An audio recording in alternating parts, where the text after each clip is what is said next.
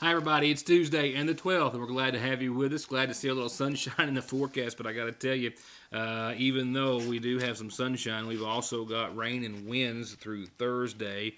A brief break in there or two, but there is a wintry trend to all of this as well. And the word snow will work its way back into the forecast before the end of the week.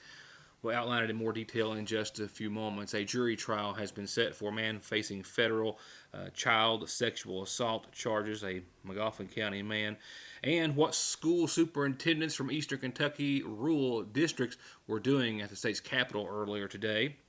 And we hope to have something a little later on about what some of our students were doing there today as well. An auto accident this morning on Route 1888. Your 57th district matchups have been set after drawings and pairings earlier today, and a whole lot of other news and information. A couple of things before we go elsewhere. The owner of the Aeromed ambulance service, which used to operate in a portion of eastern Kentucky in Breathitt County, Herschel J. Arrowwood to be precise, has been sentenced for a case in which he was accused of defrauding the federal government. He has been sentenced to a year and a day in prison, and the ambulance service has also agreed to pay back nearly $250,000 to Medicare and Medicaid after using false information or falsifying records to make several runs for which they were charged.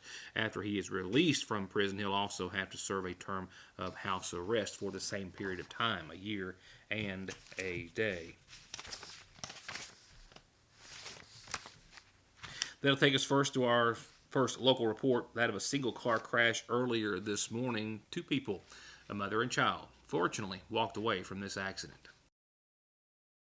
EMS and law enforcement crediting seatbelts and proper safety restraints for a non-injury crash that happened on Burning Fork earlier this morning. You can see where this minivan left the roadway, went over into the culvert and over the embankment, and landed as you see here. Both the mother and child in the vehicle were properly restrained and were able to exit the minivan on their own, and both, we're glad to report, refused medical treatment at the scene. No other vehicles were involved. It happened sometime around 8 o'clock this morning near Dodson Branch on Burning Fork. A man who last had a Sagersville address when he lived in the United States is still in federal custody. A jury trial has been set. He has officially entered a plea and is still being held without bond after being determined, as I reported earlier, to being a danger to the public. All this centers around the case of 35-year-old Mickey Rife, formerly of Sagersville, who has been charged after returning back to the United States from Cambodia, where he was a teacher there for several years, where he's accused of sexually assaulting several little girls. 35-year-old Rife is still being held in the Franklin County Regional Jail, where he was taken after being sought by the U.S. Department of Homeland Security in connection with the alleged sexual assault of a juvenile or juveniles in Cambodia at a school where he taught. He was accused of molesting a 5-year-old girl, and that caused former and new allegations to resurface and come out. Rife taught in Cambodia from September of 2012 until just this past December, and was taken into custody by the federal government upon re-entering the United States. The allegations arose from his ex-girlfriend, with whom they shared an adopted child, who was fearful that he was going to take the child from Cambodia and was also fearful that he was sexually assaulting her as well. And a subsequent federal indictment, which I covered several days ago, in part listed evidence obtained through the interview of a former principal, former victims' parents, who all detailed the same type of sexual assault, similar to reports that were documented back in 2013, to which authorities could not verify at that time. Now, during this recent court proceeding, the results of which were filed yesterday afternoon, a jury trial has been set for April the 9th in Frankfort before Judge Gregory Van Tatenhove. During that proceeding, Rife was advised of his constitutional rights and advised of the nature of the charges and possible penalties, to which he pled not guilty. The judge has also set aside 4 days for the trial. And for the 2 counts of engaging or attempting to engage in sexual conduct with a child under the age of 18, he faces up to 30 years in prison and a $250,000 fine and up to life of supervised release for each of the charges.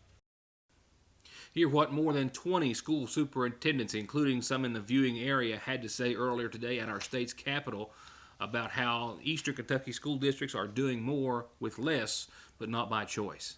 That's after these messages. Stay tuned. Check out just some of what's hot this week at your Sagersville Save-A-Lot, like family packs of boneless beef ribeyes, $4.49 a pound.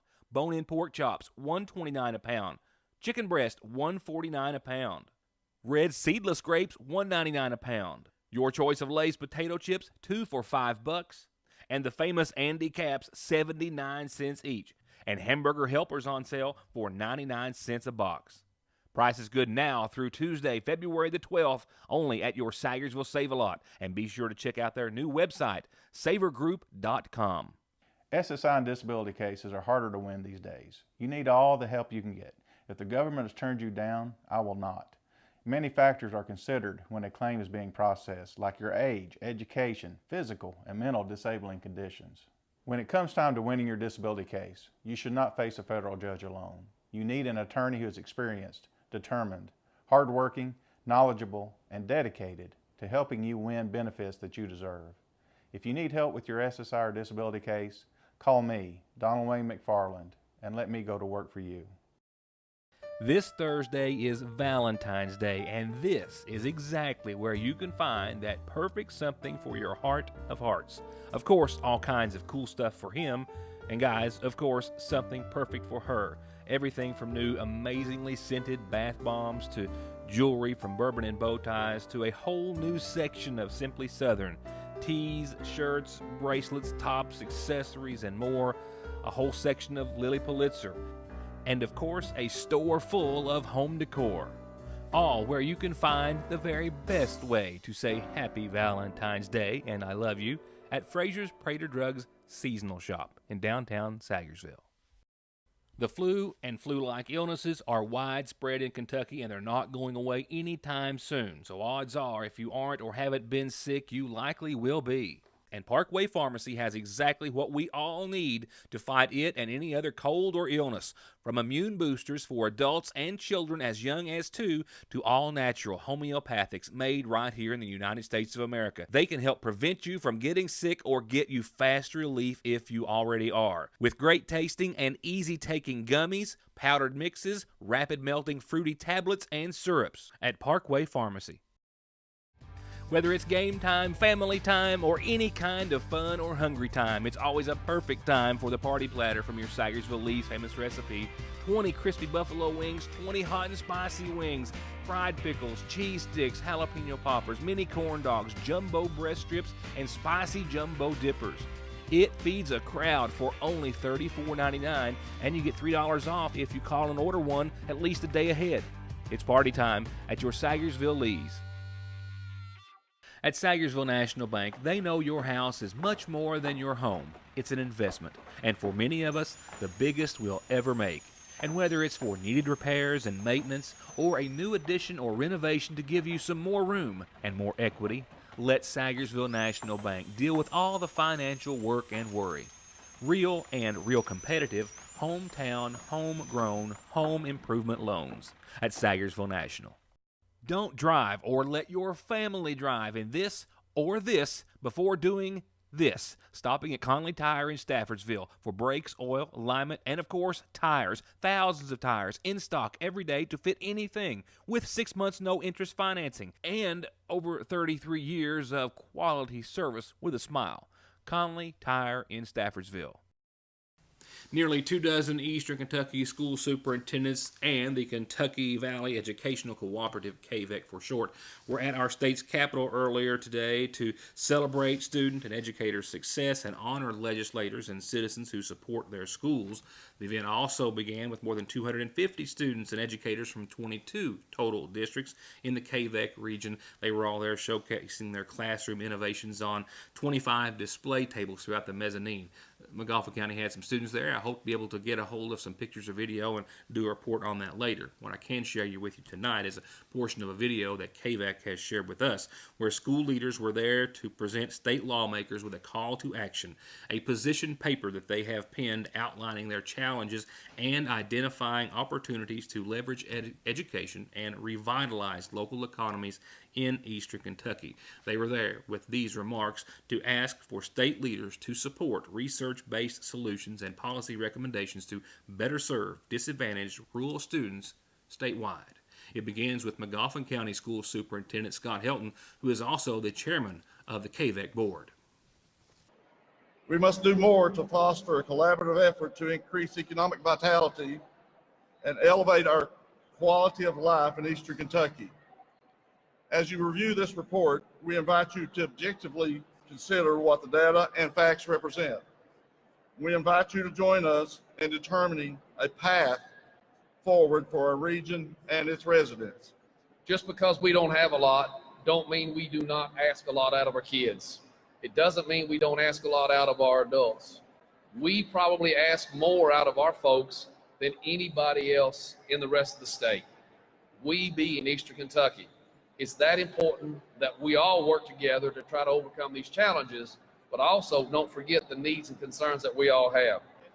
Adversity exists in so many different ways for students and staff in Eastern Kentucky.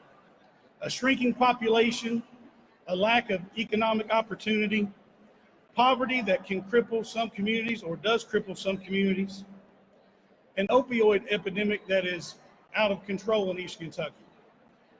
Despite all those things, Eastern Kentucky as a geographic region still has the highest graduation rate of any area in Kentucky. Eastern Kentucky also has the highest college and career readiness rate of any area in Kentucky. So when you look at Eastern Kentucky, you see all these hurdles that these young people, that these educators are facing. And you see that they're meeting those hurdles every day. I've told anyone who'll listen that the students, the staff, the administrators, the school districts in Eastern Kentucky do more with less than anywhere in the state of Kentucky. Mid-year this year, the superintendents that you see in front of you and many others that are in our districts have 47 unfilled teaching positions because we don't have applicants. The teacher is an endangered species in Eastern Kentucky. Why do you say Eastern Kentucky, Dr. Fletcher? I'll tell you this. 7 years ago, I had a conversation with a gentleman in Northern Kentucky. He's a principal. He had an English teaching position open. I had an English teaching position open. He had 92 applicants. I had 5. Fast forward 7 years, I'd be happy to have 1. That is an obstacle, my friends. We have a shortage in areas such as career and technical education, math, science. We have shortages when it comes to advanced placement classes, dual credit classes, foreign language. You will see all of that in Eastern Kentucky. But not only do we have issues with recruiting teachers, we have issues with retaining teachers. If you look at the average salary of the teacher in our region, it's 10% less than the counterparts you're going to find around our Commonwealth. Everybody at this table can give you a story of a teacher that had to leave our profession or go to a different region because they needed more money to put food on the table. As we continue our fight, the work that has gone into this illustrates that we're not standing here complaining. We're standing here telling you that we're succeeding. Imagine what we could do if we didn't have one hand tied behind our back. If we didn't have the obstacles that we face every day, we could accomplish great things. We do it anyways. Sometimes I look at our kids as they get off the bus or they go through the lunch line, and I wonder, what if we gave them more? What if they had the same resources that some of our wealthier districts across the Commonwealth have? What could we accomplish? We already have the highest graduation rate, the highest career technical ready rate. We produce doctors, lawyers, scientists, you name it. We do it. What could we do if we didn't have the obstacles that we face? I want to thank you for being here. I want to thank our distinguished colleagues from the House and the Senate for joining us. Quite honestly, I would like to have seen more, because the problems that we face are not Eastern Kentucky problems. They are rural poverty problems. We just happen to be the worst of the worst. And if we can find solutions for us, we can find solutions for everyone. At our next opportunity, we'll sit down with Superintendent Helton, possibly some others as well, find out more about how they perceived it going today and what they're hopeful will come out of that presentation before our state's legislators. Tonight's community calendar is next. I've got one just come in. The DNR mission, which is just across from the Sagersville Renaissance Center, just down the street from our newsroom here in the Independent office, is having a big bag sale all this week. Just a few dollars, I think, literally a couple of dollars get you a big bag of clothing. And also, the mission says that they are in need desperately of large and extra large size adult Depends, and if you would like to donate them to their mission and program, that would be greatly appreciated. Here's the rest of your calendar, brought to you by McGoffin Farm Bureau. I've got a birthday wish, actually one of 3 in all, but not all today. But seen together here, Hunter, Braxton, and Zachary, and it's Hunter's 3rd birthday today. From a whole lot of family and friends, happy 3rd birthday to Hunter. We'll get Braxton tomorrow on his 2nd birthday, and Zachary on his 1st a few days from now. Happy birthday. And big birthday wishes tonight to a now 14-year-old Garland Gamble, with a lot of love from a lot of family and friends. Happy birthday to you too. Happy birthday, Garland Gamble. And a couple of quick reminders on the calendar. North McGoffin's Site-Based Council will meet in regular session tomorrow, 4:30 in the school's conference room, and the next McGoffin County Teen Coalition regular meeting will be the 20th. That's coming up next week at the McGoffin County Health Department. Everyone is invited to attend. And you're always invited to use our community calendar. Get your announcements, anniversaries, and birthdays to me any way you like, and we'll tell everyone about them. Appalachian Wireless is transforming the way you upgrade your smartphone. Trade in, trade up, and experience the benefits of Appalachian Wireless's trade-in program. Head into any Appalachian Wireless retail location or go to AppalachianWireless.com to get an estimate on your device. Use or apply your device credit towards your new Appalachian Wireless device or account. It's that simple. Just another way Appalachian Wireless proves better service and bigger savings. That's today's Appalachian Wireless. If you've driven down the road, watched TV, or listened to the radio, you've seen or heard the ads for the Sign and Settle law firms. When I hear of someone settling their case for pennies on the dollar with these firms, it chills my soul. If you've been injured, it's all about the money. I'm Attorney Jeff Lovely. I represent injured people who deserve all the money they can get. Call me at my Sayersville office at 349-4522, West Liberty at 743-1965. Heart disease. It's the leading cause of death for men and women, taking 1 of every 4 lives. And it's not just affecting older adults anymore. Obesity, high blood pressure, and smoking are causing heart disease in those as young as 35. But the good news is, it can often be prevented with good choices, like letting the professionals at Hope Family Medical Center help you manage and improve your condition. February is American Heart Month, and the providers at Hope are ready to help you with good choices, which are as simple as calling, coming in, or attending their chronic disease self-management program every Wednesday in February at the Lakefront Church of God. Big Sandy Healthcare and Hope Family Medical Center want you to love your heart. Just in at Parkway Gun and Pawn, and everybody was eyeing this one. A lever action Adler Arms 410. And this Maverick over and under 12 gauge, another over and under 12 gauge by TriStar. And if you're looking for something air-powered but still potent, this Ruger 22 caliber rifle will have you covered, and this Gamma 177 is just in stock. And they've got the latest in personal protection in all the calibers and in all the names and styles that you're looking for. And they won't last long at Parkway Gun and Pawn, 349 Pawn. Check out the newest arrivals at Gateway Motors, like this 06 twin-turbo V8 all-wheel drive Range Rover, this 06 Jeep Commander full-size trail-rated luxury, this 05 GMC Yukon with third-row heated seats loaded up, and they've got an 08 Nissan Frontier four-wheel drive V6 automatic with only 122,000 miles. And this 06 F-150 has 119,000 original miles. And you can drive off in any or all of these for about $200 a month at Gateway Motors in Sayersville, 349 Cars. From brakes, exhaust, suspension, fluid changes, to expert collision and auto body, to turning your 4x4 or diesel from mild to wild, get real auto maintenance, paint, and repair at Black Smoke Performance in Dixie of Sayersville. 349-8785. A Johnson County woman sits jailed after authorities responded to a domestic dispute in which she, before it was over, tried to relieve the officer of his taser that he was trying to use to subdue her. Deputy Prim of the Johnson County Sheriff's Department responded to a home in Johnson County in regards to a domestic dispute on Saturday, where both individuals involved in the situation called 911, while the male went to a neighbor's home, to which Prim went first and spoke with him. His account was that a female had attacked him and stolen his cell phone. The deputy noted that the male victim had several cuts and scratches to his body, with the man admitting that he'd been drinking prior to the incident. And when the deputy went to the location where the altercation reportedly had taken place, Lisa Spradlin was still there. She was in possession of the man's cell phone and refused to give it to the deputy. She did say that she and the male had gotten into a fight, but that he had hit her, choked her, and pulled her hair. Prim says that she led him inside the residence and then led him to a bedroom where she says she barricaded herself in for her safety. And when the deputy reached for the phone, she pulled away, to which he advised her she was under arrest, to which she did not go quietly. She pulled away again when he tried to grab her hand to place her in handcuffs, and he details how Spradlin kept resisting to the point that he tried to use his taser on her to subdue her, and how she tried to disarm the deputy of the taser during the altercation.